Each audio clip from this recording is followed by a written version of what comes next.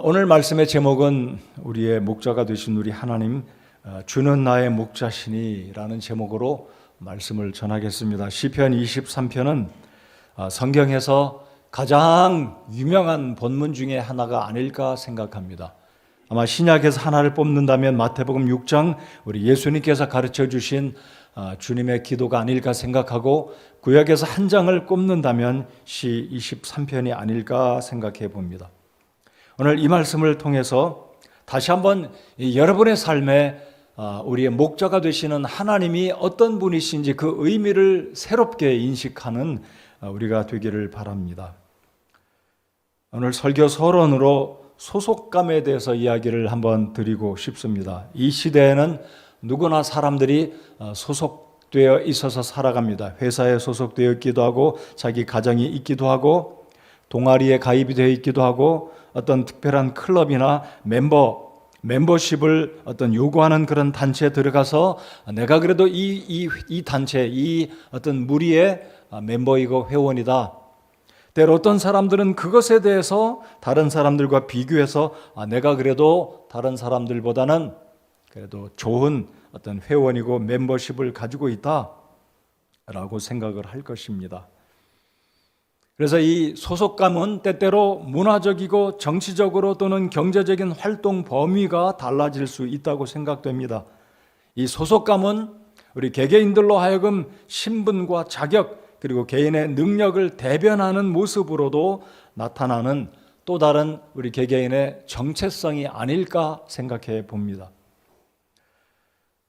그래서 최근에는 우리가 알고 있듯이 유명한 연예인이나 배우 같은 사람들은 소속사가 있어서 그 사람의 어떤 금전적인 문제, 세무적인 관계, 어떤 일이 생기면 법적으로 보호해주는 그런 일들을 소속사들이 해결을 해줍니다. 저와 여러분은 우리 모두가 공통적으로 하나의 동일한 어떤 정체성, 소속된 것이 있다면 하나님의 몸된 교회에 소속된 우리 주님의 지체라는 것, 하나님이 아버지가 우리의 아버지라는 이 소속됨, 하나님과 나의 관계, 이 부분을 다시 한번 생각해 보시면서 나는 과연 성도로서 살아가고 있지만 내가 하나님 아버지 앞에 하나님의 돌보심과 관심의 대상인 그분의 양이라는 생각을 가지고 살아가고 있는가, 다시 한번 이 아침 시간에 생각해 보시기 바랍니다. 제가 한번 여쭤보겠습니다. 여러분, 주님 앞에 하나님의 양이라고 믿으십니까? 여러분, 노트하고 있지 않다면 저를 보시기 바랍니다. 말씀드렸습니다. 다른 것 집중하지 마시고 저를 집중하세요. 저 인간 개인에게 집중하라는 게 아니잖아요. 하나님 앞에 예배로 나오셨으면 집중해 주시기 바랍니다. 전화기 보지 마시고 말씀 보고 계시다면 제가 이해가 갑니다. 말씀 보는 것 이외에는 집중하시고 메모리하거나 기록할 때는 괜찮습니다. 그러나 앞을 보시고 그렇게 해야 여러분이 더 복된 시간이 되시리라고 믿습니다. 여러분, 우리가 생각하는 이 목자, 우리가 어떤 사진이나 그림에서 보면 정말로 멋있는 풍경의 목자가 양을 끌고 양을 품에 안고 이끌어가는 그 모습과 예수님 당시의 목자, 다윗 시대의 목자는 생판 다르다는 것입니다. 이 목자의 개념을 다시 한번 우리가 생각하고, 위대하신 우리 주님께서, 그 하나님께서 뭐가 부족해서 천대받고 무시받는 목자가 되어 주셨을까, 이 사실을 생각하면 얼마나 우리가 더 하나님께 감사할지 복된 시간이 되리라고 생각합니다. 그러니까 이 목자라는 생각은 우리가 그렇게 낭만적이고 목가적이고 굉장히 여유가 있는 그런 분위기가 아니라, 이 목자는 예수님 시대나 다윗 시대에 정말로 천대받고 무시당하는 그런 직분이 바로 목자였다는 것입니다. 그런데 하나님은 우리에게 가장 필요한 것이 의사나 장군이나 대통령이나 돈 많은 부자로 오셔서 우리를 도우신 것이 아니라 목자라는 직분으로 목자의 필요를 무엇보다 우리에게 있어서 절대적으로 필요한 것을 아신 하나님은 다른 직분으로 내가 너희들을 돌본다고 말씀하신 게 아니라 내가 너희를 위한 목자다. 우리 예수님 또한 그렇게 말씀하시지 않으셨습니까? 나는 선한 목자다. 그래서 이 목자라는 개념을 다시 한번 우리가 생각해보는 이 아침 시간이 되기 바라고, 무엇보다 내가 그분의 개체로서 볼 때 한 마리 한 마리 우리 목자가 신경 쓰시는, 사랑을 쏟으시는 모든 관심을 밤이고 낮이고 한 마리의 양에게 관심을 쏟는 그 자체, 그게 바로 내가 하나님의 관심과 사랑의 대상이라는 것을 인식하고 어려운 때를 살아가면서 힘내시고 주님께 더 감사하며 믿음으로 살아가는 오늘 이 말씀이 되시기를 바랍니다. 여러분, 시편 23편 1절부터 6절까지 보시면 제가 이 23편을 여러분도 그렇고 저도 그렇고 너무나 잘 아는 말씀 아닌가요? 근데 제가 이 말씀을 다시 읽어볼 때 발견한 게 무엇이냐면 이 23편의 저자 다윗은 1절부터 6절까지 한 번도 빼놓지 않고 매 구절마다 자신과 하나님의 관계를 계속해서 이야기하고 있다는 사실을 발견했습니다. 그러니까 다윗은 하나님에 대해서 영어적인 표현을 보면 thou 또는 thy 또는 he 이런 표현, 대명사를 표현했는가 하면 다윗은 자신을 향해서 me, I, my 이것을 무려 11번을 이야기하고 있습니다. 6구절 가운데 다윗은 하나님에 대해서 7번을 이야기하고 있고 그리고 자신을 가리켜서 11번을 이야기하고 있다는 사실을 제가 새롭게 시편 23편 1절부터 6절까지 관찰해 보았습니다. 여러분, 6구절 속에 하나님을 7번 이야기하고 자신을 11번을 이야기하고 있으니까 평균 한 구절에 2번꼴로 하나님 앞에 자신의 존재가 누구인지 그리고 자신의 삶의 주가 되시는 하나님이 왜 목자가 되시는지 7번을 이야기하고 있다는 것, 이게 우연이 아니라는 사실입니다.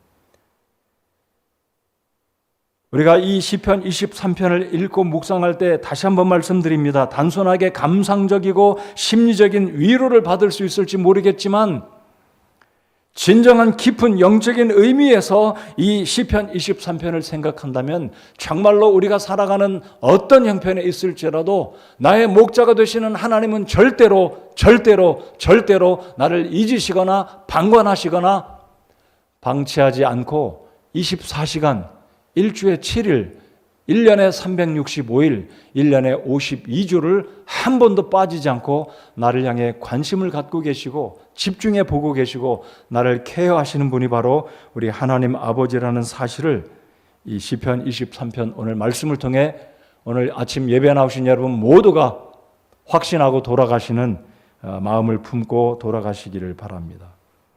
여러분, 성경을 읽다 보면 좀 궁금하게 생각하는 장면이 무엇이냐면 여러분, 여기에 보시면 요셉이 이집트에서 총리가 됐을 때 그 아버지와 일가를 다 초청해서 이집트에 이민을 가서 삽니다. 왜냐하면 기근이 너무 심하기 때문에, 알고 계시듯이. 자, 그런데 이 요셉이 아버지를 보디발 파라오에게 소개를 할 때 뭐라고 이야기하냐면 우리는 조상 때부터 목축업을 하던 사람들인데, 따라 붙는 말이 뭐라 그러냐면 목축업자들은 이집트 사람들 앞에 가증 여기는 자들이다 그랬습니다. 이상하지 않습니까? 아니, 목축업자들이 도둑질하는 것도 아니고 부정을 저지르는 것도 아니고 양떼를 치면서 거기서 젖과 가죽과 양털을 얻고 버터를 만들고 우유를 짜서 먹고 그것으로 생계를 이어 살아가는데 왜 가증한 일이냐? 그렇다면 이집트 사람들은 어떤 차원에서 고귀하고 거룩하고 귀한 사람들이기에 파라오는 목축업에 종사하는 야곱과 요셉의 일가를 가증히 여기는 이스라엘 백성들을 가증히 여겼는가 하는 것입니다. 여러분, 그 장면을 읽으실 때마다 이상하지 않습니까? 근데 한술 더 떠서 예수님도 신약시대가 되어서 예수님이 이제 말씀하시기를 나는 선한 목자다. 그렇다면 여러분, 신약시대에도 그런 개념이 여전히 존재하고 있었을까요? 그렇습니다. 여전히 당시의 최고의 지위와 어떤 권세를 구가하던 사람들은 목자하면 재수없는 사람, 더러운 사람, 같이 할 의미가 없는, 나와는 같이 식사할 수 없는 저 아래에 있는 하찮은 사람들로 생각하던 그게 바로 목자의 직업이었습니다. 그런데 예수님은 거침없이 아랑곳하지 않고 내가 선한 목자다. 다시 말씀드립니다. 우리 예수님은 이 땅에 오실 때도 베들레헴의 말구육간에 겸손하게 오셨고 백마 타고 예루살렘에 멋지게 입성하신 것이 아니라 비틀거리고 뒤뚱거리는 그것도 어린 나귀 새끼를 타고 예루살렘에 입성하셨습니다. 그 의미는 예수님은 전쟁을 공포하러 오신, 로마 제국을 향해 전쟁을 공포하는 백마를 탄 장군으로 오신 것이 아니라 겸손하여 평화의 왕으로 나귀를 타고 입성하셨음을 상징적으로 보여주고 계십니다. 자, 그렇기 때문에 다윗 당시에 이 이스라엘 사회에서 목자라는 직업은, 또는 그 신분은 어떤 사람입니까? 아주 굉장히 천한 사람이었습니다. 냄새가 나고 더럽고 꼬저재하고, 요즘으로 말하면 서울역에서, 다리 밑에서, 지하철에서 가만히 깔고 널판지 깔고 신문 몇 장 깔고 잠자다가 여기 가서 먹고 저기 가서 먹고 온통 더러운 냄새가 흘러넘치는 그런 사람이 목자입니다. 정말 그렇습니다. 우리가 생각하는 목자는 아주 낭만적이고 품위가 있고 양떼들을 위한, 아닙니다. 사실 다윗 시대나 예수님 시대 목자는 그렇습니다. 여러분, 지금 중동을 여행해 보시면 베두인족은 여전히 사막에서 양떼를 치고 있는데 그들 여전히 성경시대와 크게 다를 바가 없다고 생각합니다. 그들의 문화는 지금서부터 2000년 전이나 21세기 오늘 최첨단의 과거의 시대에 살고 있는 지금에도 베두인족은 여전히 그때나 지금이나 큰 차이가 없습니다. 텐트 치고 장막에서 자고 추위와 더위와 벌레와 독사와 전갈과 위험 속에서도 양떼들을 몰아가며 광야에서 살아가는, 다를 바가 없다는 것이죠. 자, 그러니까 다시 말씀드리면 이스라엘 백성들은 농경 문화가 아니라 목축 문화, 유목의 문화를 가지고 살았습니다. 그 속에는 영적인 의미가 들어있겠지요. 정착하지 않고 옮겨 다니는, 집 짓고 사는 사람들이 아니라 텐트 치고 장막 짓고 때가 되면 풀을 따라서, 때를 따라 온도를 따라 양떼를 데리고 다니는, 돌아다니는 유목생활. 자, 그렇다면 이집트 사람들이 왜 야곱과 이스라엘 백성들, 목축업자들을 가증한 사람들로 생각했냐면 품위가 다르다는 거죠. 클래스가 다르다는 겁니다. 강남 사람들과 저 시골의 변두리에 새방에 사는 차원이 다르다는 거죠. 연봉이 수억 대 사람하고 1년 고작해야 2, 3천만 원 버는 사람과 차이가 나는 것처럼 이 당시 농경 문화와 유목 문화, 양떼를 치는 이 유목인들과는 차이가 있다는 거죠. 여러분, 이집트 사람들은 세계 4대 문명 중에 하나인 나일강은 자주 범람하면, 그 물이 넘치면 홍수가 나기는 하지만 이 홍수로 말미암아 이 나일강 일대가 비옥해져서 농사를 지으면 돈을 많이 법니다. 움직일 필요도 없습니다. 한 곳에 집 짓고 농사 잘 짓고 농사가 잘 되면 그만큼 소득이 많기 때문에 이집트 사람들이 유목민이었던 이 히브리 사람들을 가증히 여겼던 이유는 꾀저지하고 냄새나고 얼굴도 시커멓고 햇볕에 그슬린 그들을 바라볼 때 너희들은 우리와 수준이 다른 사람이다 해서 가증히 여겼다는 것입니다. 반면에 이 목자로서 살아가는 것은 얼마나 고생이 심합니까? 여러분, 중동 사막에서 양떼를 친다는 것은 정말로 이 목숨을 내놓는 일입니다. 먹지 못하죠. 잠 못 자죠. 낮이면 덥고 밤이면 춥고 기온의 차이가 얼마나 큽니까? 이 양떼를 먹이기 위해서 자신은 돌보지도 못하고 늑대와 곰과 사자와 맹수와 도둑들과 밤에도 잠을 설치고 행여라도 도둑대가 올지, 행여라도 맹수가 와서 양떼를 움켜갈지, 그게 바로 목자의 삶이었습니다. 그런데 다윗은 시편 23편 1절에서 하나님은 자신의 목자라고 거침없이 이야기합니다. 여러분, 목자, 이 다윗은 사실 목동의 경험을 해보지 않았습니까? 목동의 경험을 다 해봤어요. 그러니까 이스라엘의 왕으로 등장하기 전에 이 다윗은 목자로서 살아갔었습니다. 목자로 이 양떼를 칠 때 아버지의 명령을 받고 형들이 전쟁터에 있으니 살았나 죽었나 가봐라 해서 치즈 몇 덩어리, 떡 몇 개 싸들고 골리앗의 그 군사들이 있는 블레셋의 진영으로 가봤던 그때가 목동의 시절을 보냈던 소년 다윗이었습니다. 아마 시 23편을 기록할 당시도 다윗은 아마 사울의 추격을 받고 있었을지는 모르겠지만 다윗은 하나님이 자신의 목자라는 이 의미, 그리고 1절 하반절에 추가적으로 따라 붙는 표현이 무엇입니까? 내게 부족함이 없으리로다. 그래서 대충 이 목자라는 당시의 직업, 구약 성경 시대 목자라는 직업은, 인기 있는 직업은 아예 끼지도 못했다는 거예요. 아예 사람들에게 천시받고 무시받는. 그렇다면 여러분 생각해 보십시오. 우리 하나님이 뭐가 아쉬워서, 우리 하나님이 멋진 직업으로, 멋진 품위 있는 모습으로 내가 너희들에게 이러이러하다라고 표현하실 수 있는 능력이 없으시겠습니까? 그런 여유가 없으시겠습니까? 아닙니다. 다시 말씀드립니다. 양에게 있어서 절대적으로 필요한 것은 의사도 아니요, 장군도 아니요, 대통령도 아니요, 부자도 아니요, 교사도 아니요. 양떼에게 필요한 것은 뭐니 해도 목자가 최고이기 때문에, 그 의미를 이렇게 말씀드려 보겠습니다. 저와 여러분의 삶 가운데 가장 절대로 필요한 것은 의사일 수 있고, 카운셀러일 수 있고, 어떤 경제적으로 굉장히 막강한 어떤 배우가 있는, 배경 있는 사람이 우리에게 도움을 줄 수 있다면 그런 사람도 친구, 아버지 좋겠죠. 그러나 하나님은 우리에게 절대적으로 필요한 지위, 직업, 절대적으로 필요한 사람, 꼭 필요한 사람이 목자이기 때문에 하나님은 우리에게 거침없이 우리를 위해서 목자가 되어 주셨다라고 저는 믿습니다. 여러분 어떻게 생각하십니까? 그래도 돈도 필요하고 이것도 필요하고 세상에 백도 필요하고 이것도 필요한데, 제가 이렇게 한번 말씀드리면 섭섭하실지 모르겠으면 찾아가십시오. 그러나 여러분은 제가 압니다. 여러분에게 절대적으로 필요한 분이 하나님이신 줄 믿기 때문에 오늘도 이 자리에 나왔습니다. 놀러 가지 않고 다른 데 가지 않고 이곳에 우리를 사랑하시고 우리를 구원하신 가장 귀하신 나의 아버지 하나님이 나의 목자가 되시기에 나를 통해서 예배 받으시기를 기뻐하시는 그분을 내가 예배하러 오늘도 나왔다라고 제가 그렇게 믿습니다. 그렇지 않습니까?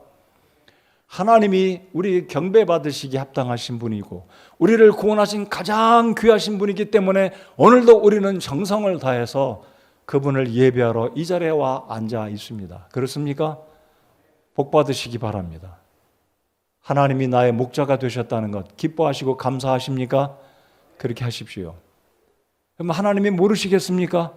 여러분에게 돈이 필요한 거 모르시겠습니까? 우리에게 위로가 필요하고 우리에게 무엇인가가 필요한 줄 하나님이 다 아시지만, 그래도 뭐니 해도 우리에게 절대적으로 가장 먼저 최고 필요한 것은 내 영혼을 책임지고 돌보아 주시고 위로하시고 인도하시는 목자가 필요함을 우리 주께서 아셨던 것입니다. 여러분, 이 신약 성경에 보시면 예수님이 이런 말씀을 하셨습니다. 이스라엘 백성들을 쫙 바라보시고 예수님이 탄식하듯이 이렇게 제자들에게 말씀하십니다. 아니면 독백일지는 모르겠어요. 예수님께서 무리를 보시고 그들을 불쌍히 여기셨으니 이는 그들에게 목자가 없음이기 때문이라 그랬습니다. 유리방황하는 그 이스라엘 회중들을 바라보시고 우리 주님이 그들을 불쌍히 여기시고 목자가 없음을 우리 주님이 안타깝게 생각하셨습니다. 다시 한번 여쭤보겠습니다. 여러분은 소속감을 가지고 살아가실 텐데,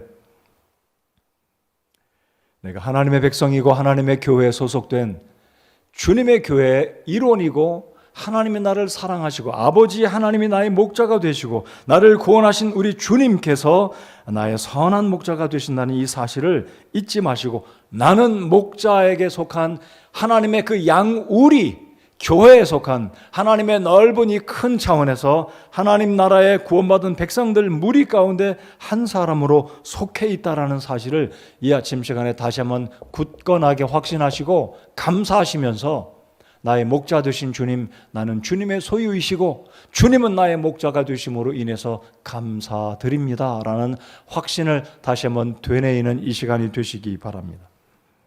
그래서 우리 주님은 저와 여러분을 위해서 하늘의 영광스러운 보좌를 버리시고 낮은 이 땅에 오셔서 매를 맞고 단 한 칸 방도 없이 머리 둘 곳조차 없으셨던 그 주님은 선한 목자가 되어 주셨습니다.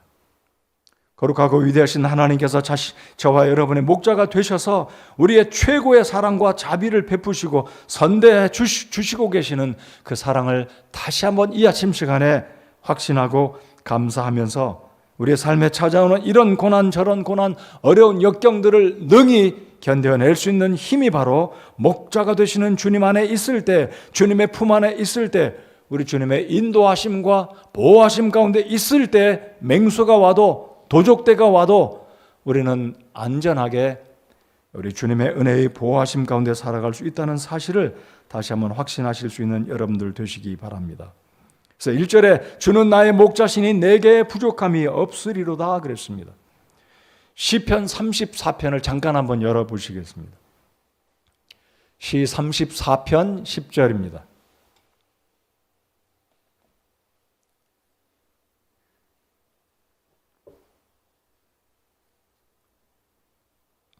(34편) 10절입니다.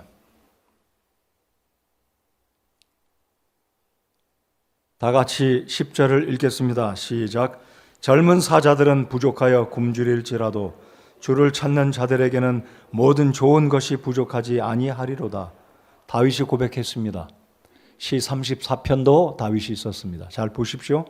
젊은 사자들은 부족하여 굶주릴지라도, 여러분 가끔가다 동물의 그 다큐멘터리 이런 어떤 그런 프로그램 TV에서 보시지 않습니까? 사자들이 때때로 굶주릴 때가 있습니다. 가끔가다.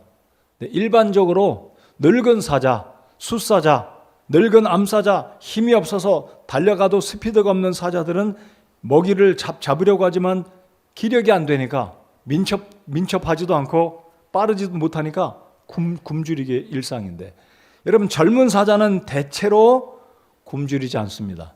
근데 다윗의 전제는 무엇입니까? 굶은 사자가 혹여라도 굶주릴지라도 주를 찾는 자들에게는 모든 좋은 것이 부족하지 아니하리로다. 모순을 하나 말씀드려 볼까요?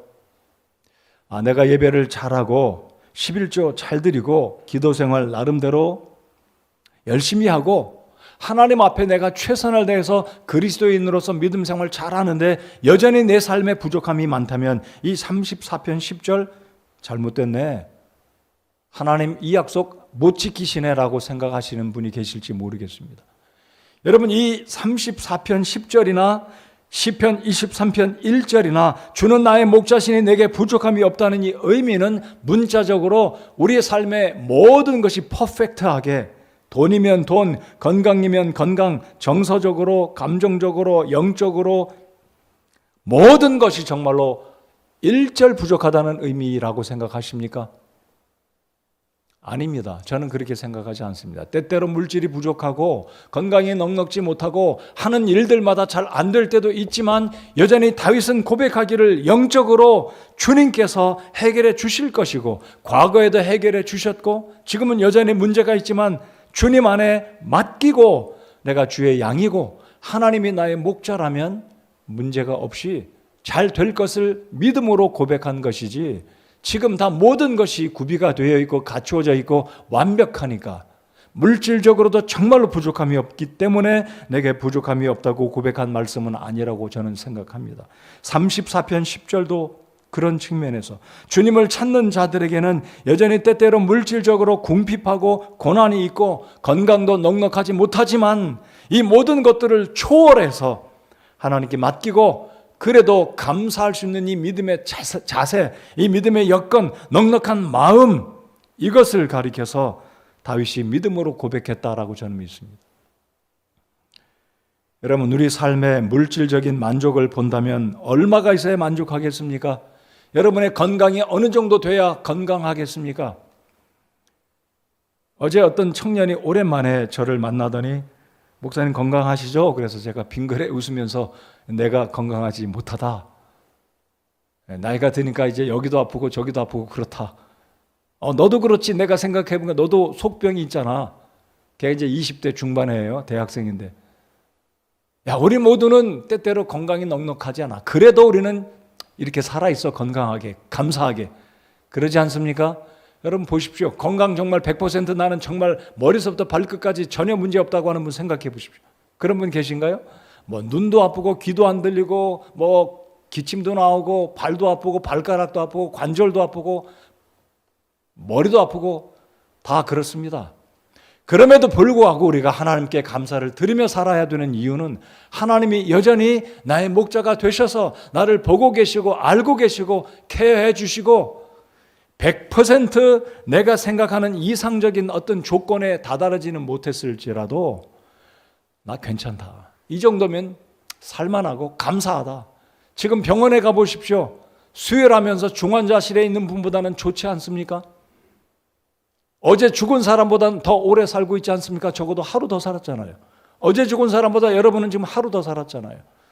그 사람이 50살이라면 오늘 70세이신 분은 20년하고도 하루를 더 산 겁니다.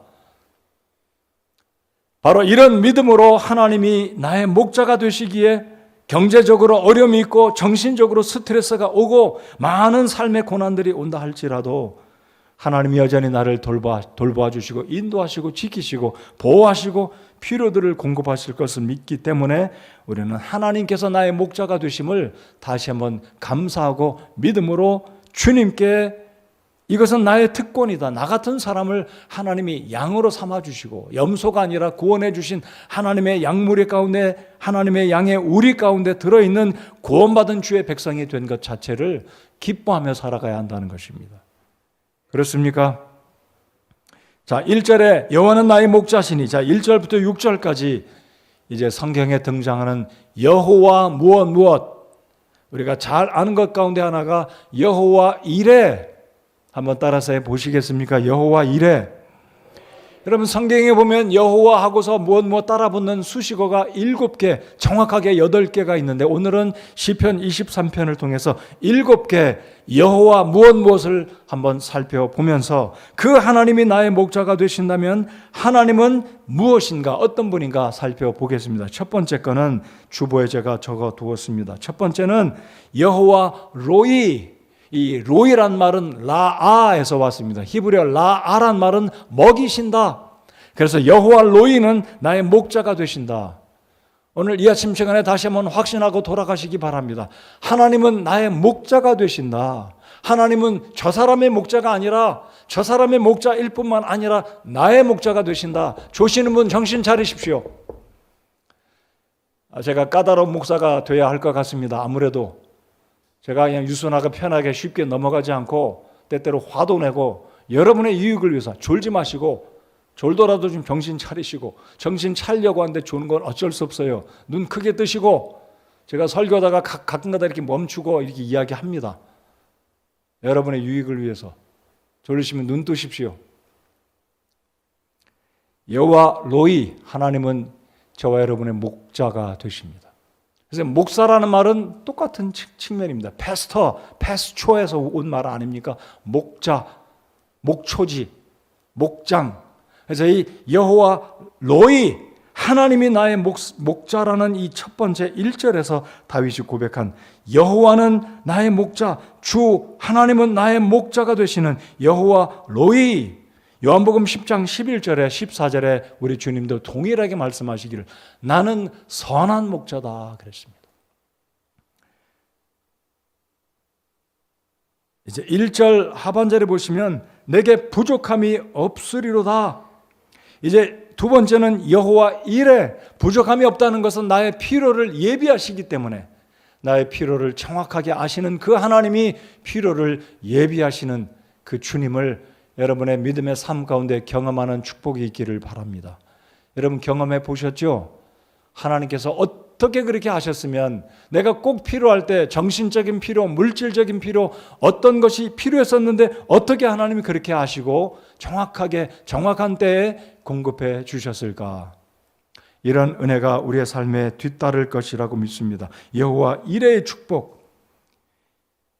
자, 그래서 이제 다윗은 2절에서 고백합니다. 그분께서 나를 푸른 초장에 누이시며 잔잔한 물가로 인도하시고, 자, 그래서 푸른 초장에 누이신다. 이 누인다는 의미를 가난과 부족함 속에서도 하나님은 우리의 마음속에 평안함을 주시는, 눕는다는 말이 바로 평안하다는 뜻이에요.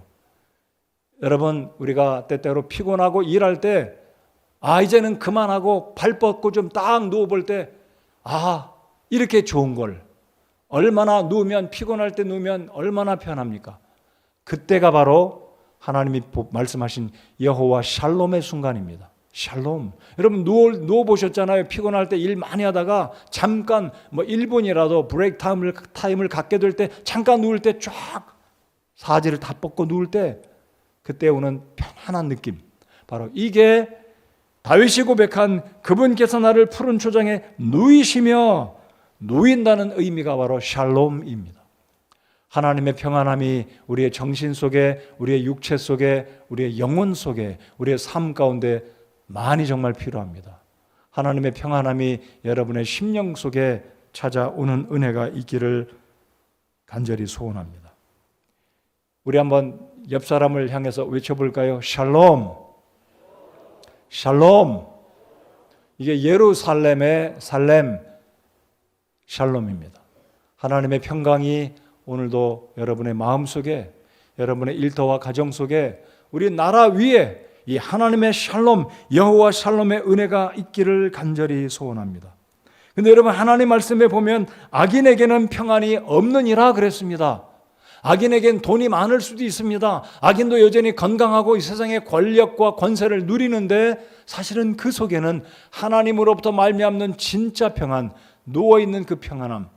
악인도 눕지 않겠어요? 악인도 돈 많이 벌었을 때 뒤에 가서 웃고 좋아하지 않겠습니까? 그렇습니다. 악인들이 부정을 저지르고 돈을 많이 벌었을 때, 악인들이 어떤 수단과 방법을 통해서 돈을 많이 벌었을 때 그들이 웃어요. 근데 그 웃음은 하나님이 주시는 진짜 평안함. 여기 다윗이 말하는 하나님께서 나를 푸른 초장에 누이실 때 그 누임을 얻는 평안과는 다르다는 거죠. 왜냐하면 악인들은 여전히 웃고 기뻐하고 좋아하지만 그 뒤에는 또한 불안함과 두려움과 그리고 짧은 순간의 평안은 하나님이 주신 것이 아니기 때문에 영원히 지속되는 것이 아니라는 것입니다. 그래서 다윗은 하나님의 그 평안함을 느껴보았기 때문에 그분께서 나를 푸른 초장에 누이신다. 자, 그리고 잔잔한 물가로 인도하시는 이 하나님의 은혜를 다윗은 샬롬으로 표현한 것입니다. 자, 이제 세 번째 보시면 세 번째가 샬롬입니다. 첫 번째가 하나님이 목자, 하나님이 우리를, 두 번째가 뭐라고 그랬습니까? 필요들을 예비하시는 이레의 하나님, 세 번째가 샬롬의 하나님, 이제 네 번째는 우리를 치료하시는 여호와 라파. 그래서 어떤 병원 선전할 때 라파 병원이라는 이름도 있는 거 들어보셨습니까? 우리나라 어떤 병원이 라파 병원이에요. 그분은 아마 원장님이 크리스찬 같아요. 여호와 라파 한번 따라서 해보시겠습니다. 여호와 라파. 하나님은 우리를 치료하시는 하나님이십니다.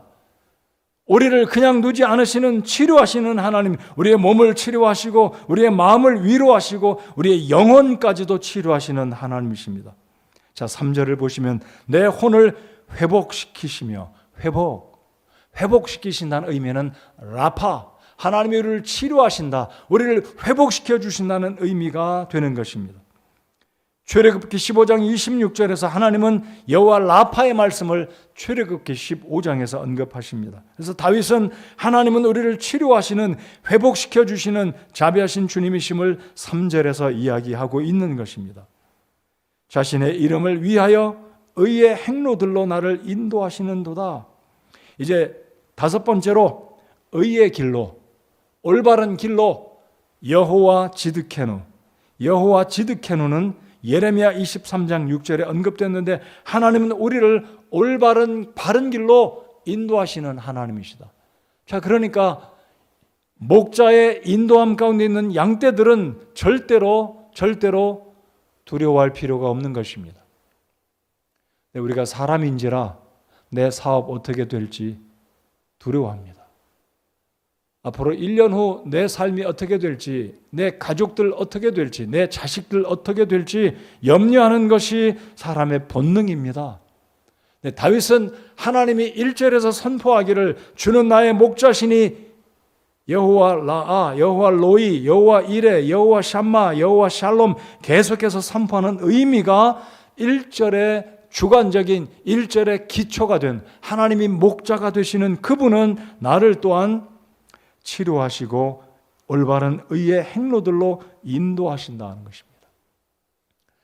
여러분이 하나님의 양떼이심을 믿으십니까? 내가 하나님의 양이다라고 믿으십니까?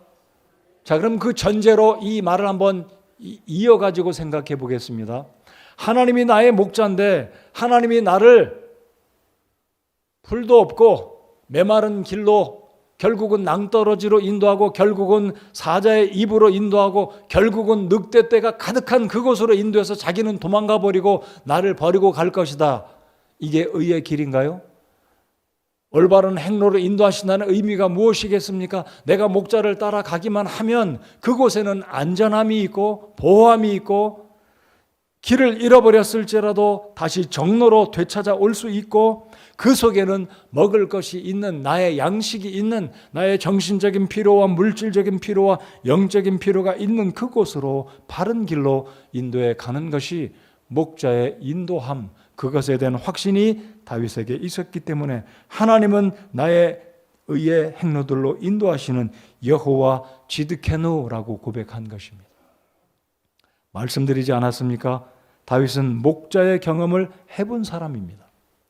이 목자의 경험을 해봤다는 것은 이 목자의 심정, 이 목자의 마음은 양떼가 1마리든 10마리든 200마리든 모든 양떼들을 정말로 가장 좋은 곳으로 인도해 간다는 의미를 다윗은 알고 있었기 때문에 여호와 지드케누라고 고백하고 있는 것입니다.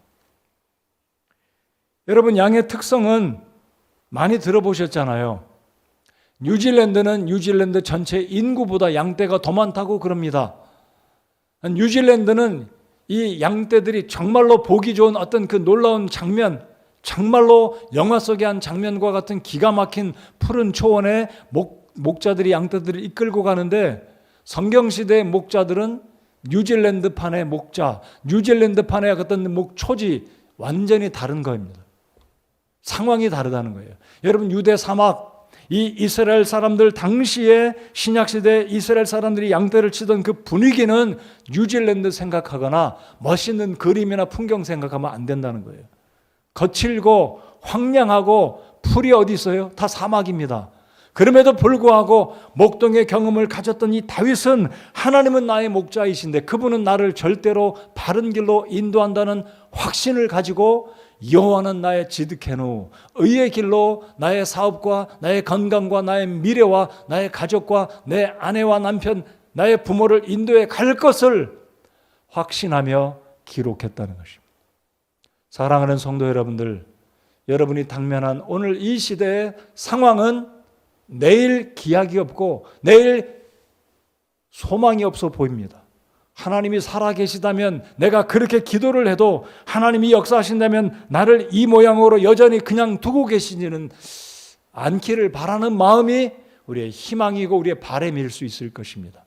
그럼에도 불구하고 이 아침에 확신하시기 바랍니다. 여호와 지드케누, 하나님은 내 삶을 정로로 인도해 가시는 하나님 되심을 의심하지 말고 믿음으로 주님을 신뢰하며 주님을 따라 나아가는, 말씀 붙들고 순종하는 어떤 상황에서도 하나님을 예배하게 힘쓰는 여러 성도들 모두가 되시기를 바랍니다. 바로 이것이 다윗이 목자로서 경험을 했고 자신의 목자가 되시는 하나님을 고백하며 여호와 지드케누라고 고백하고 있는 것입니다. 여러분, 양의 특성은 눈도 안 좋습니다. 순양은 그래도 뿔이라도 동글동글한 이 뿔이라도 있는데 그거 가지고 들여받지도 못해요. 받을 줄도 모릅니다. 이 염소들은 들이받기는 하죠. 염소의 뿔은 뾰족하잖아요. 이 순양은 이렇게 생겼어요. 얼마나 뒤뚱거립니까? 다리는 짧고 관절도 힘도 없고. 여러분, 염소들이 보시면 산비탈 바위 속에서 중심을 잡고 그 바위에서 산비탈에서 떨어지지 않고 점프해가지고 막 뛰어다니는 거 보셨잖아요. 양들은 그런 능력이 없어요. 살은 잔뜩 쪄가지고 뒤뚱거리고 뛰었다간 떨어져 죽음입니다. 이빨이나 있나요? 풀을 뜯어먹기는 좋지만 날카로운 이빨이 있어서 개들처럼 입술을 벌리고 으르렁거리면서 자기의 이빨을 나타내 보일 수 있는 지혜도 없고 능력도 없어요. 눈도 나쁘니까 잘못 길을 들어서면 되찾아오지 못합니다. 이게 양입니다. 양의 특성은 또한 이상한 사람들이 꼬이면 잘 따라가는데 근데 이 목자는 이 양들에게 익숙한 음성이었기 때문에 목자를 알아보고 그 음성을 듣고 따라간다고 하는데, 이 길에서 벗어나면 양은 사실 죽은 목숨과 다를 바가 없는 것입니다. 그래서 양은 목자가 인도하는 그 길에서 벗어나지만 않으면 보호를 받습니다. 때에 따라 먹을 것을 구하고 마실 물을 얻고 집으로 돌아오고 또 들로 나가서 초지로 나아가고 오고 가는 그 길, 바로 이 정로, 목자가 인도하는 그 길에서 벗어나지만 않는다면 하나님은 양떼들을 돌보시고 책임져 주신다는 이 사실, 이 원리를 기억하시기 바랍니다. 내가 비록 돈 버는 재주가 없고 들이받는 뿔이 없고 내게 어떤 능력이 없을지라도 나의 목자 되시는 그분께 내 삶을 맡겨드리면 적어도 그분은 나를 책임지시고 보호하시고 인도하시고 나를 궁극적으로 천국의 목적지, 내가 돌아가야 할 양의 우리 최종적인 목적지까지는 적어도 나의 목자는 나를 책임지시고 인도해 가실 것이다. 그게 바로 여호와 지드케노, 의의 길로 나를 인도해 가심을 확신하시기 바랍니다. 여러분, 삶이 고단하고 사업이 잘 안 되고 어려우시더라도 벗어나지 마십시오. 다른 목자 찾아가지 마시고 내게 있는 이 목자가 참된 목자다라는 사실, 여러분, 예수님 왜 그렇게 말씀하셨습니까? 이 땅에는 사꾼들도 많이 있다고 말씀하시지 않습니까? 사꾼들은 늑대가 오고 위험한 일이 오면 양떼들을 버리고 자기의 목숨을 위해서 달아난다라고 말씀합니다. 우리가 이솝 우화에 나오는 이야기인가요? 늑대다! 거짓말을 3번 연거푸했을 때 진짜 늑대가 나타나서 곤란을 당했던 그 이야기를 알고 계시죠? 그 이야기가 예수님이 들려주신 이 비유에 적합할지는 모르겠지만 여러분, 예수님은 말씀하셨습니다. 에스겔서 34장에 보면 이스라엘 목자들을 가리켜서 우리 하나님이 책망하시기를, 그들은 양떼들을 돌보지 않고 양떼들의 고기만 탐하고 그들의 가죽만 탐하고 그들의 젖만 탐하고 양떼들을 먹이지 않는 사꾼 목자라고 우리 하나님은 당시에 이스라엘 백성들의 선지자들과 종들을 책망하셨습니다. 여러분, 이 세상에는 사꾼 목자가 많이 있습니다. 저도 목사의 한 사람으로 이 땅 위에는 거짓 목자들이 많이 있을 수 있다는 사실을 우리가 염두에 두어야 하겠습니다. 그럼에도 불구하고 나의 목자 예수 그리스도는 선하신 분임을 이 아침 시간에 확신하시기 바랍니다. 나의 목자 되신 그분은 나를 인생의 가장 복된 길로 인도하시는 분이시고 필요를 공급하시고 나를 회복시키시는 분이고 나를 먹이시는 하나님이시라는 사실을 확신하시는 이 아침 시편 23편의 말씀이 여러분의 말씀이 되시기를 우리 주님의 이름으로 간절히 소원합니다. 자, 그렇다면 이제 몇 번째입니까? 6번째를 살펴보면, 6번째는 무엇입니까? 여호와 샴마. 한번 따라서 해보시겠습니까? 여호와 샴마. 여호와 샴마라는 말은 거기 계시다, 거기 계시다, 또는 여기 계시다. 다시 말하면 나와 함께 하신다. 하나님이 동떨어져 계신 분이 아니라, 자, 시편 23편을 보시기 바랍니다. 참으로 내가 사망의 그늘진 골짜기를 다닐지라도 해악을 두려워하지 아니하리니 주께서 나와 함께 계시며 God is with me. There he is. 하나님이 거기 계시다. 여러분, 하나님이 멀리 떨어져 계신 것이 아니라 하나님이 바로 내가 있는 고난의 자리, 눈물의 자리, 고통의 자리, 바로 그곳에 하나님이 함께 하신다. 여호와 샴마. 하나님이 나와 함께 하신다. 그래서 우리 예수님이 이 땅에 오셨을 때 가장 첫 번째 메시지가 뭐였습니까? 임마누엘, 하나님이 너희와 함께 하신다. 하나님이 이제는 당신의 백성들과 함께 하신다. 여러분, 하나님께서 거기 계심을 믿으시기 바랍니다. 여러분이 눈물을 흘리고 통곡하고 괴로워하고 낙심하고 좌절할 바로 그곳에 우리 주님이 그곳에 계신다는 사실을 믿으시기 바랍니다. 우리의 마음속에도 계시고요, 여러분의 사업의 현장 가운데 어려움이 있을 때, 낙심하고 좌절 가운데 있을 때 하나님이 멀리 떨어져 계신 그것이 아니라 하나님은 거기에 계신다. 즉 나와 함께 하시는 하나님. 자, 그러면 이 9절에 4절의 말씀을 제가 좀 풀어서 말씀드려 보겠습니다. 참으로 내가 사망의 그늘진 골짜기를 다닐지라도, 왜 시편에서 다윗은 사망의 그늘진 골짜기를 다닌다고 이야기했을까요? 이것은 유대 광야의 습성을 우리가 알아야 할 필요가 있습니다.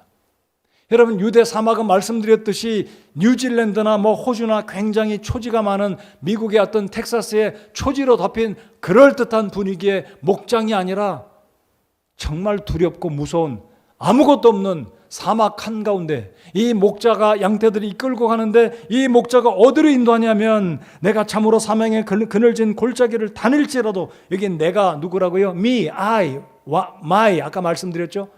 왜 다윗은 내가라고 그랬습니까? 지금 다윗은 목자 되신 하나님을 따라서 내가 사망의 그늘진 골짜기를 다닐지라도, 자기 혼자 가는 게 아니라 목자가 인도하는 대로 따라가는 겁니다. 지금 어디를 간다고요? 사망의 그늘진 골짜기를 가고 있습니다. 여러분, 우리 인생 가운데는 음침한 골짜기가 한두 번이 아닙니다. 그럼에도 불구하고 다윗이 두려워하지 않았던 이유가 무엇입니까? 바로 그곳에 여호와 샴마 하나님이 계시기 때문이다. 자, 그러면 왜 이 사망의 그늘진 골짜기라고 표현했겠습니까? 여러분, 유대 광야는 소규모의 그랜드 캐년이라고 생각하시면 좋을 겁니다. 여러분, 그랜드 캐년 가보셨습니까? 애리조나 북쪽에 있는 그 그랜드 캐년에 가보시면 그 협곡이 얼마나 큽니까? 근데 이 유대 광야는 그랜드 캐년의 축소판이다 생각하시면 되겠어요. 근데 이 계곡들이 남북으로 나눠져 있다면 다행인데, 이 유대 광야는 많은 계곡들이 동서로 나눠져 있습니다. 이게 무슨 의미인가요? 동서로 나눠져 있다는 말은 해가 금방 넘어가기 때문에 그늘이 쉽게 찾아온다는 거예요. 그러니까 그늘이 찾아오면 이 협곡 속에 있으면 캄캄해서 안 보인다는 겁니다. 잘 춥고, 대낮에도 갑자기 기온이 떨어지면 춥고 어둡고 캄캄해서 내가 가는 방향이 맞는 것인지, 그래서 양떼들이 두려워하는 겁니다. 사람이 유대 협곡에 다니다가 유대 광야에 다니다가 잘못하면 밑으로 떨어지면 사망의 그늘질 골짜기로 그냥 떨어지는 겁니다. 근데 4절 하반절을 보십시오. 해악을 두려워하지 아니하리니. 4절 하반절 같이 읽겠습니다. 시작. 주께서 나와 함께 계시며 주의 막대기와 주의 지팡이가 나를 위로하시나이다. 주님께서 함께 하시는 거예요. 여러분, 주님께서 여러분과 함께하고 계심을 믿으십니까? 정말 주님이 함께 하심을 믿으신가요? 정말입니까? 제가 의심해서가 아니고 확신하기를 바라서 자꾸 거듭 여쭤보는 겁니다. 하나님이 나와 함께 하시지 않으시지? 하나님, 저 믿음 좋은 사람들, 하나님 앞에 바르게 살아가는 사람들과만 함께 하시지, 나같이 믿음도 안 좋고 하나님 앞에 죄짓기를 밥 먹듯이 하고 살아가는 나에게는, 난 예배도 잘 못 드리는데 11조도 안 드리고 있는데 헌금도 안 드리고 있는데 하나님 나와 함께 하실까? 그건 저 사람에게 해당되는 말씀이겠지라고 혹시 생각하는 성도 여러분, 아닙니다. 하나님은 여전히 우리를 불쌍히 여기시면서 목자가 되신 우리 주님은 길을 잃어버리고 혼자 독불장군처럼 삐져서 전리 갓버린 그 양들도 찾아갑니다. 찾아오십니다. 함께 하십니다. 이 목자의 눈은 좋은 양에게만 있는 것이 아니라 병들고 비실비실하고 연약한 양일수록 목자는 그의 양을 더 관찰하고 유심히 바라보고 있습니다. 저 녀석이 혹시 다리를 절다가 주저앉지는 않는가? 이 그룹에서 낙오해가지고 나도 모르게 뒤쳐져가지고 멀리 떨어져가고 이리에게 밥이 되지는 않을까? 목자의 마음은 오히려 더 연약한 양떼들을 바라보고 주위의 관심을 더 쓰고 있다는 사실, 그리고 목자는 항상 그런 양떼들과 함께 있다는 사실을 기억하시기 바랍니다. 솔직하게 말씀드릴까요? 목사가 마음이 가는 사람은 둘 중에 하나입니다. 예수님을 잘 믿는 사람이거나 예수님을 안 믿는 사람입니다. 제 솔직한 우리 교회에서 10년의 목회 고백입니다. 잘 믿는 사람은 너무나 하나님을 잘 믿으니까 목사에게도 기쁨이 되니까 관심이 가는 겁니다. 안 믿는 사람은 저분 어떡하지? 저렇게 예수님 안 믿다가 더 하나님의 은혜를 받지 못하고 더 어려운 일을 겪으면 어떡할까? 목사의 마음은 두 가지 방향입니다. 제 솔직한 고백이에요. 자, 그렇다면 결론은 이것입니다. 예수님 다 잘 믿으셔야 됩니다. 아멘 하십시오. 대충 믿지 마십시오. 손톱 뜯지 마세요. 집중하세요. 여러분, 예수 믿으면 제대로 좀 믿어야 되지 않겠습니까? 이것도 아니고 저기도 아니고 그냥 어중간하면 기억 잘 안 합니다. 나쁜 사람, 좀 뒤처진 사람은 그래서 더 기억 잘 나고, 좋은 사람, 멋진 사람은 더 그래도 우리가 이건 믿음을 떠나서 일반적으로 그런 거 아니에요? 똑같습니다. 하나님 앞에 지금 다윗은 고백하기를 하나님이 거기 계시다. 내가 지금은 음침한 골짜기를 가고 무섭고 두려운데, 아니 지금 목자가 제대로 나를 인도하고 있는 건가? 하나님이 살아계시다면 나를 돌아보지 않고 이렇게 나를 방치하고 있을까라고 생각하실지 모르겠지만, 조금 지나면 그 계곡을 벗어나면 바로 내가 가보지 않았던 목자만이 알고 있는 푸른 초장으로 이 양떼들을 이끌어가는 분이 바로 목자, 우리 하나님 아버지라는 사실을 확신하시기 바랍니다. 여러분, 우리가 잠시 지금 고난은 음침한 골짜기를 지금 가고 있는 과정일지 모르겠어요. 그러나 그것이 한생전이 아닙니다. 위로가 되십니까? 나는 계속해서 이 어두운 골짜기에 있는 게 아니에요. 왜입니까? 목자는 음침한 골짜기를 통과하기 때문에 목적지를 알아요. 여기만 돌아서면, 이 협곡만 2개만 돌아서면 거기에 물이 있고 샘이 있고 풀이 있는 것을 목자가 알기 때문에 이 양떼들을 이끌고 간다는 것입니다. 때때로 우리를 단련하기 위해서, 때때로 목자를 신뢰하기 위해서 이 고난의 터널만 지나면 하나님이 나에게 내가 생각하지 않았던 좋은 것을 주시는 그 목자. 여러분, 때때로 우리 하나님은 의도적으로 우리로 하여금 어두운 그늘을 통과하게 만들고 협곡을 지나가게 만듭니다. 왜요? 혼자 가면 좋은 풀밭이 있을 줄 알고 따라가지 말고 목자와 동행하고 목자의 인도를 따라갈 때 협곡을 지나면 그 다음에 탁 트인, 시야가 넓게 트인 초장으로, 그리고 샘이 있는 곳으로 목자가 인도하기 때문입니다. 그래서 다윗은 고백합니다. 거기에 하나님이 함께 하셨다. 내가 지금은 사망의 그늘진 골짜기 혼자 그룹과 함께 어려움 가운데 있는 것 같지만 해악을 두려워하지 아니하리니. 성도 여러분, 지금 고난 가운데 있을지라도 목자 되신 우리 하나님을 의심하지 말고 원망하지 말고 묵묵히 할 일 다 하고 말씀 묵상하고 기도하며 예배하며 계속해서 주님 따라가시는 하나님의 양들이 다 되시기 바랍니다.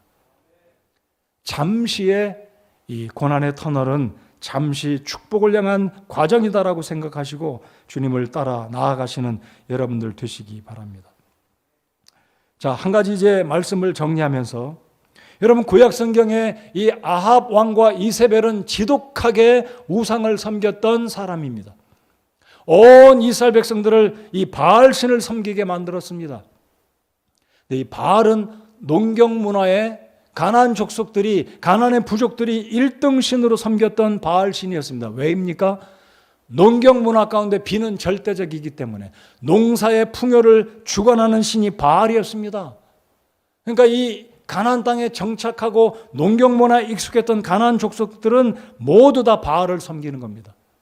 바로 이 아합 왕은 정략적으로 이방의 그 가나안 사람, 그 두로에 있는 이세벨이란 이 왕의 딸을 아합의 아내로 맞이해서 이세벨이 올 때 바알신을 가지고 와서 온 이스라엘의 아합 왕 부부 때, 특별히 여로보암 때도 그랬지만 이 바알을 섬기게 됐습니다. 온 이스라엘 천지가 바알 제단들이었습니다.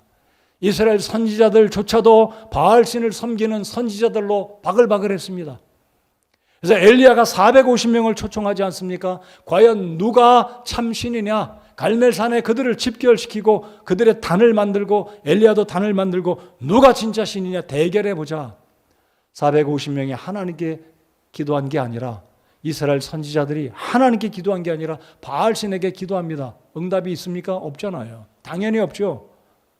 엘리야가 이야기합니다. 야, 너희들 신이 지금 좋나 보다, 멀리 여행 갔나 보다, 큰 소리로 불러서 돌아오게 하라 했더니 바알의 선지자들이 막 소리를 지릅니다. 뛰고 난리를 치고 몸을 상하게 하고 피를 흘리면서 응답이 있을 리가 만무죠.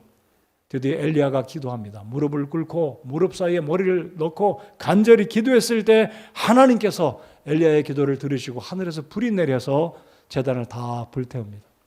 여실히 증명이 됐죠. 당시의 농경 문화의 신으로 알고 있던 바알은 가짜였습니다. 존재하지도 않는 그 신을 이스라엘 선지자들이 바알을 섬기고 있다니, 엘리야가 그들을 모조리 데려다가 시내가에서 목을 칩니다. 모조리 다 죽입니다. 그리고 다시 엘리야가 갈멜산 꼭대기에 올라가서 기도합니다. 어떤 일이 벌어졌습니까?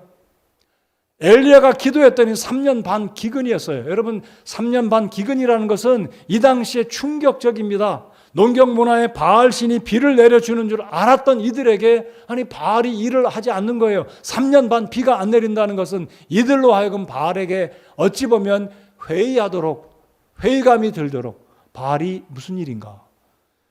엘리야가 다시 기도했을 때 비가 내립니다. 엄청난 비가. 이 사건은 그 당시에 굉장한 센세이션이었습니다. 아니 바알이 비를 안 내리는데 450명의 바알 신들은 모조리 다 죽어버리고 엘리야가 다시 기도했을 때 비가 내린다? 그 하나님이 참 신이라는 것이 여실히 증명이 됐다는 거예요. 바로 우리 하나님은 목자가 되시는 이 하나님이 왜 목자라고 이야기하시는지 다시 한번 제가 강조를 드립니다. 양에게 있어서, 저와 여러분에게 있어서 절대적으로 필요한 것은 목자라는 것입니다. 자, 마지막 7번째가 무엇입니까? 마지막 7번째는 하나님은 우리에게 승리를 주시는 하나님, 여호와 니시, 깃발이다 이거죠. 하나님은 나의 깃발이다. 내가 꼽을 수 있는 깃발, 내가 들 수 있는 깃발, 내가 집결해야 될 어떤 심볼, 어떤 깃발이 있는 그 깃발이라면 하나님의 이름이 있는 그 깃발 아래로 내가 가서 깃발 아래 있어야 된다는. 그래서 5절에 보시면 주께서 내 원수들의 얼굴 앞에서 내 앞에 상을 차리시고 기름을 내 머리에 부으시니 내 잔이 넘치나이다. 다윗은 승리의 고백을 지금 하고 있는 것입니다. 여호와 니시, 하나님이 나의 깃발이다. 하나님이 내 삶에 승리를 가져다 주시는 분이라는 것을 다윗은 고백하고 있는 것입니다. 사랑하는 성도 여러분들, 우리가 참으로 고난의 때, 어려운 때를 살아가고 있지만 오늘 시편 23편을 통해서 기억하시고 또 기억하실 것은, 하나님은 나를 챙기시고 나를 절대로 포기하고 방치하지 않으시는 나의 목자, my shepherd라는 확신을 가지시는, 나의 목자가 되신다라는 확신을 가지시는 우리 성도 여러분들 모두가 되시기를 바랍니다. 그래서 다윗은 6절에 고백합니다. 6절을 다 같이 읽어볼까요? 시작. 내 평생의 선하심과 긍휼이 정녕 나를 따르리니 내가 주의 집에 영원히 거하리로다. 내 평생의 선하심과 긍휼이 정녕 나를 따르리니 내가 주의 집에 영원히 거하리로다. 바로 이런 고백이, 이런 확신이 오늘 이 시대를 살아가는 저와 여러분의 마음속에, 우리의 입술 가운데 하나님이 나의 목자이시기 때문에 여호와 7가지의 위대한 우리 하나님의 이름에 대한 의미들을 선포할 수 있는 우리의 입술과 우리의 마음속의 확신이 되어야 할 것입니다. 여러분에겐 진정으로 무엇이 필요한지 다시 한번 생각해 보시겠습니다. 돈 필요하죠. 건강 필요하죠. 위로 필요하죠. 지혜 필요하죠. 그러나 주님 안에 있으면, 주님이 나의 목자시면 이 7가지 속에 대부분의 인생의 문제들은 해결되어질 수 있다고 저는 믿고 확신합니다. 하나님이 여러분의 목자가 되십니까? 목자가 되어서 여러분을 인도하신다면 그분을 따라가시는 우리 모두가 되어야 할 것입니다. 아직까지 구원받지 않으신 분이 계신가요? 하나님을 나의 목자로, 예수님을 나의 목자로 인정하고 믿지 않고 계신다면 속히 더 늦어지기 전에 예수님을 여러분의 구주로 믿고 마음속에 영접하심으로 그 좋으신 하나님, 전능하신 그 하나님이 여러분의 인생을 책임지시고 돌보시고 케어하시도록 삶을 맡겨 드리시기 바랍니다. 기도하겠습니다.